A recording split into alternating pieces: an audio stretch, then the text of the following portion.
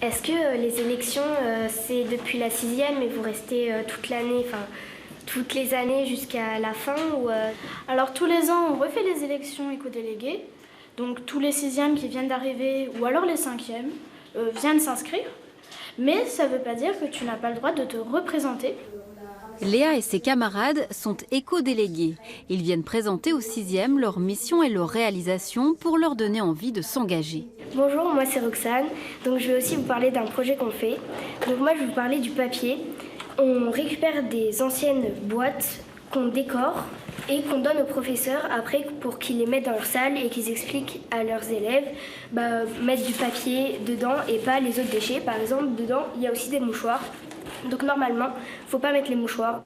Autre action concrète, le tri des piles pour Électriciens sans frontières, la collecte de bouchons en plastique pour l'association Andy Chien ou des opérations de nettoyage dans la cour. Chaque semaine, les éco-délégués se retrouvent dans cette salle pour mettre en commun leurs idées. Leur professeur référente a vu leur conscience verte grandir au fil des années.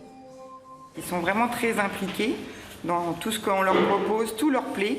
Et surtout maintenant, ils amènent eux-mêmes leurs projets. C'est-à-dire qu'ils disent « Ah, ça serait bien qu'on travaille, par exemple, ce matin, même, ils m'ont dit, on aimerait bien récupérer des vieux vêtements pour pouvoir les donner à une association. » Donc ça les motive, enfin ils sont très motivés. Autre cheval de bataille des éco-délégués, le gaspillage alimentaire. À la cantine, les quantités des assiettes ont déjà été revues et des tables de tri vont prochainement être installées pour mieux valoriser les déchets.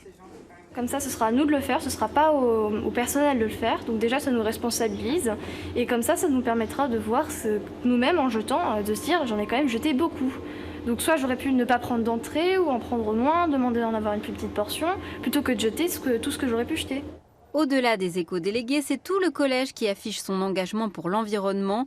L'établissement a atteint le niveau expert du label E3D, visible à travers son jardin, son hôtel à insectes et ses nichoirs, car le collège est aussi refuge pour la Ligue de protection des oiseaux.